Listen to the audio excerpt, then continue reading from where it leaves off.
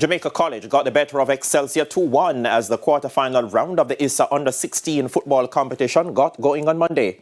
It was the Dark Blues who jumped into an early lead when Noah Clark scored in the 3rd minute.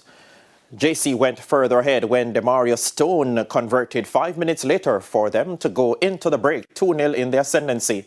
The Eagles pulled one back in the 50th minute through Rajon Small to make it 2-1, but they could not find another goal as JC held on for the win.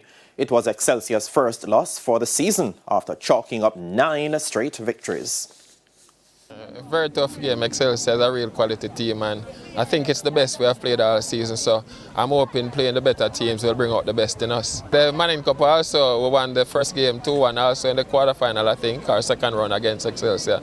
So it would be good if history could repeat itself. Oh, the first half of the season, never really planned to lose a game still. We cannot win, we prefer draw, but it was, I think, a rough game, a hard game, 2 quality team, but we think we could have done a lot better still.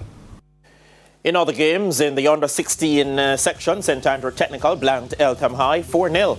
St. George's College went down 2-0 to Mona High, while Kingston College stopped Wolmer's 3-1.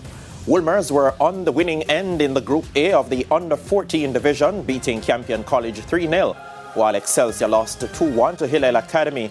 Over in Group B, Kingston College got by stats 1-0, while JC defeated Eltham High 2-0.